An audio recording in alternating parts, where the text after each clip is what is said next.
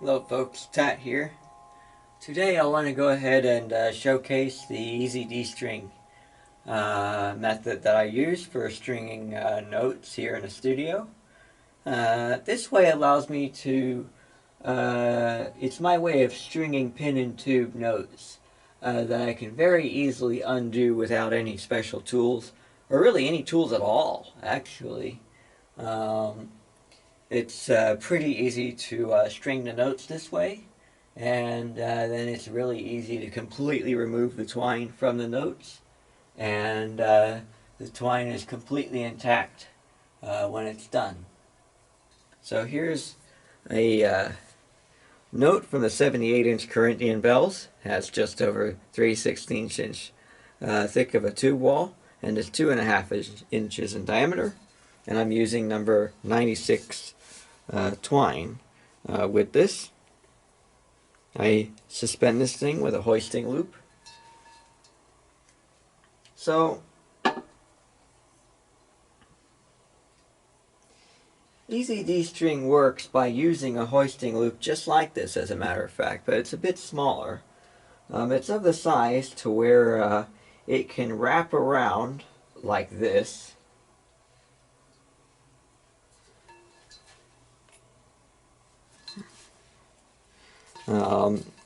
The pin and grip it pretty tightly. So the loop is probably quite a bit smaller than this. And when you pull one end of the twine, because the twine goes through itself, like this, I can have my finger act as the pin.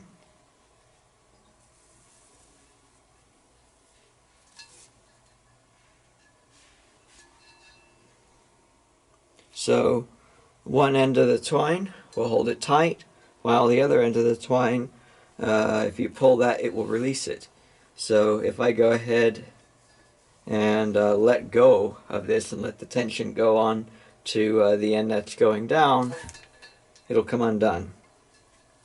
But if I put the force on the top, it'll get tighter. So that's the principle off of which this works. And to demonstrate how easy it is to go ahead and undo this, as you can see, there are two lines that come up from the interior of this note. One of them is the loosening line, the other is the tightening line. So to go ahead and de-string this note,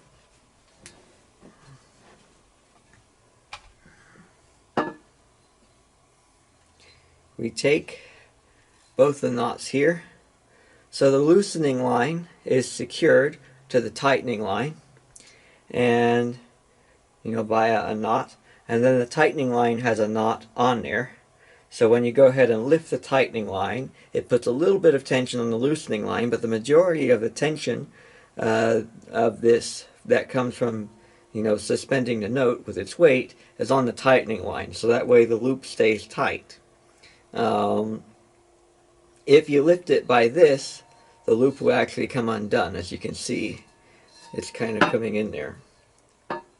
So tying it to the tightening line and having a very small amount of tension in the loosening line keeps it from being up against the tube wall, which we don't want it up against the tube wall because it'll buzz. So we undo the knot, take the loosening line off the tightening line. We don't want to lose our end of the twine in the note, because we don't want to have to fight to get that thing out. And we undo the knot on the tightening line. We're also going to have to undo the hoisting loop, because these two knots are not going to fit through the hoisting loop that's actually around the pin.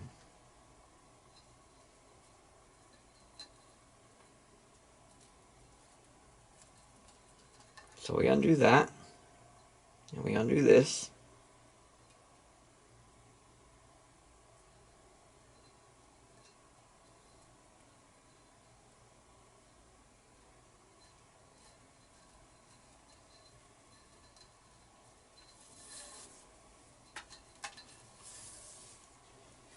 And there we go. So now we have two ends of twine, the tightening line and the loosening line, Come on, stand up for me. And you can see, this is where all the magic is. Here's the hoisting loop, little bitty thing. And here's the end of the twine that goes through the hoisting loop. So again, if I pull the loosening line, it pulls the line that goes through the hoisting loop out. If I pull the tightening line, it pulls the hoisting loop toward the pin until it's up on the pin. So we go ahead and take this completely off. This note is no longer strung.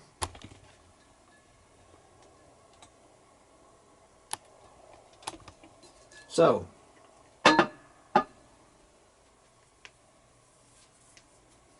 let's say we want to go ahead and completely string a note like this from scratch.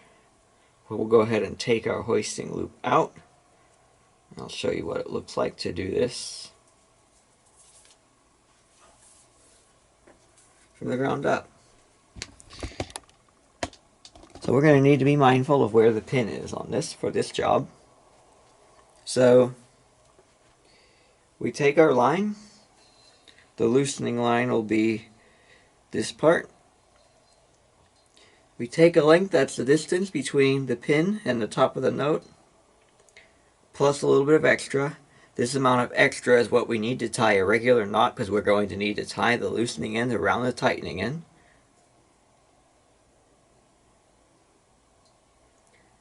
So then, this line here we're going to use to make the hoisting loop right here. So you can see what I'm doing. Go ahead and take this, feed it through itself. I'll make sure that this hoisting loop is not too big, and it's definitely going to be too big, so let's try again. Now, we want the hoisting loop to be the right size. We don't want it to be too small. We want the actual knot of where the hoisting loop is to not be pressing up against the tube wall.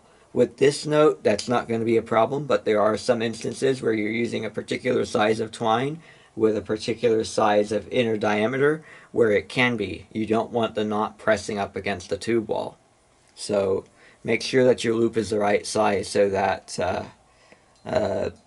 twine pressing up the tube wall is not going to be an issue. Let's try using this length. And you don't want it to be too large, because if it's too large, then when you pull the tightening line tight, it will not actually firmly grip the pin, which means that it'll buzz. You want it to grip the pin tightly so that if your pin placement is slightly off, the twine goes with the pin as opposed to catching from the pin, which will create a buzzing sound that we won't want. So here we go. This is where the knot goes. So now all we do is we take this,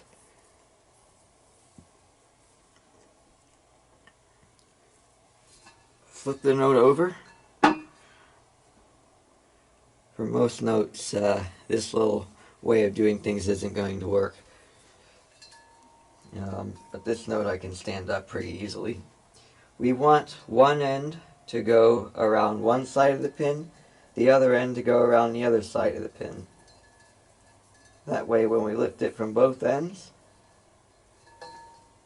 there we go. I got lucky and got it on the first try. It holds the note. So the next step is to take the tightening end and pass it through the loop,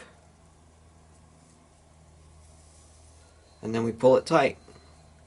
We want to make sure that we do not lose the loosening end in the note. So I don't want to have to fish that out.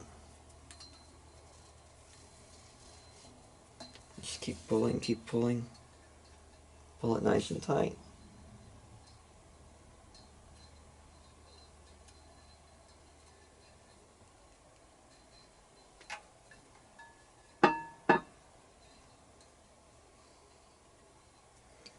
Alright, so now we have the two ends. We take our tightening line, we put our knot on which our loosening line will rest. We don't want to lose this knot below the surface of the note. We don't want to lose it inside. We don't want to lose this inside the note because we want to be able to access this knot very easily. And hopefully I got just the right amount of twine for a knot. We don't want it, we don't really want extra because we want this to look clean.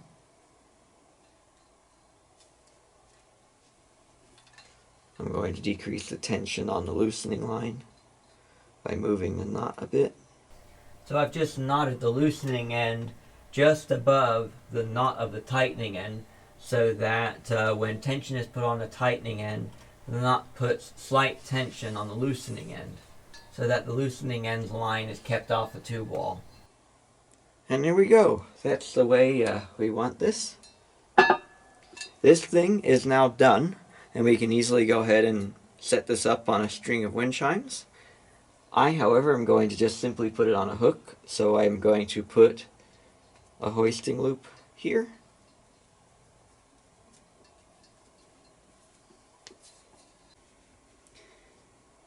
There's one little detail that I want to go ahead and address. The hoisting loop itself. The hoisting loop is perhaps the most widely used knot in this studio. I use it all the time, both for utility reasons, working on chimes, but also, all the notes that are in here that are not hanging off of a set of wind chimes. Have the hoisting loop, except for those that are on easy swap chimes. So, how to tie the hoisting loop is extremely simple. You take your line of twine, you fold it over in the place where you desire to have the hoisting loop be, and you take the folded end and you tie a regular knot with it, like this.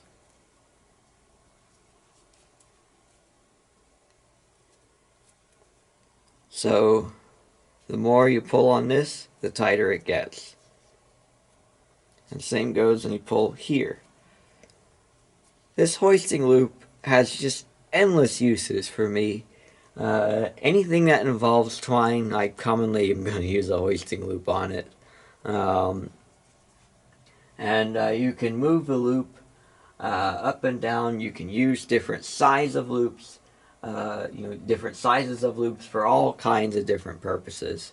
And my Windsinger chimes use these loops as well. You can see quite a few of those different loops here for extension lines, and the loops are positioned in the areas that I need them for the chimes to hang at the correct height. I use them here on these chimophones as well, the Music of the Spheres sets. Lots of hoisting loops. So, that's how to tie the hoisting loop.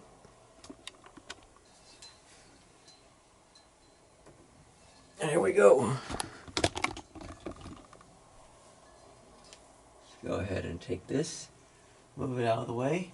If I didn't mention already, this is from the 78-inch Corinthian bells, 3 16-inch stick tube wall, actually a little bit more than that, and 2.5 inches in diameter.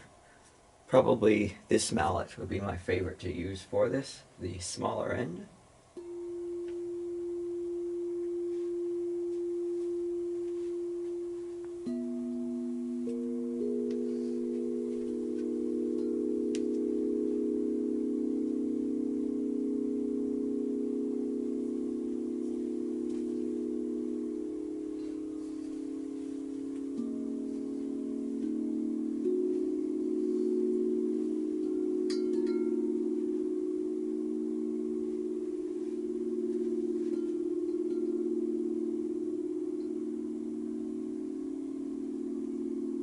What's going on in there? Well, I'll figure that out off camera. That's the end of this one.